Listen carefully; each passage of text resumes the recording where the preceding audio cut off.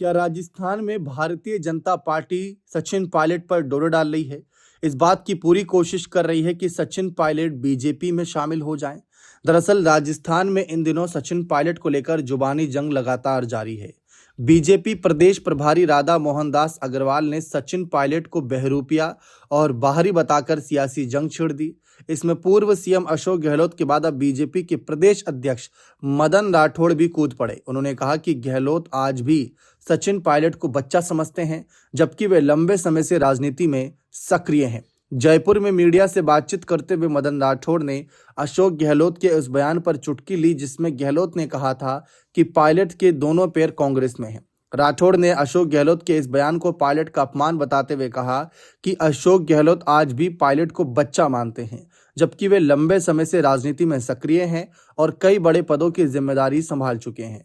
गहलोत के बयान से ये भाव झलकता है कि वे मानते हैं कि पायलट पहले गलती कर चुके हैं और अब बस टिके रहेंगे, कोई गड़बड़ नहीं करेंगे। वहीं बीजेपी प्रदेश अध्यक्ष मदन राठौड़ ने राधा मोहनदास अग्रवाल के बहरूपिये वाले बयान का अर्थ समझाते हुए कहा कि इसका अर्थ नकारात्मक नहीं।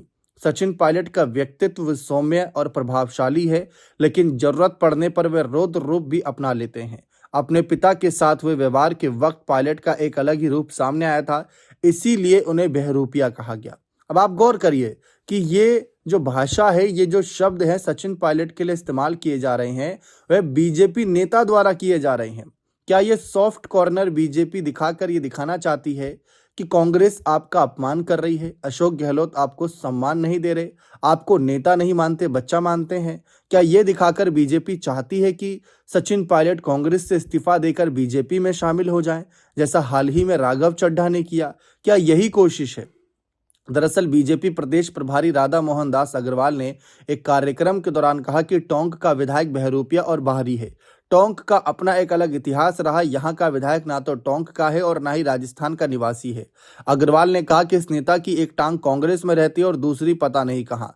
उन्होंने दावा करते हुए कहा कि टोंक से अगली बार बीजेपी प्रत्याशी ही जीतेगा, जबकि मदन राठौड़ की भाषा इस मामले पर पूरी तरीके से अलग नजर आ रही है। क्या लगता है आपको?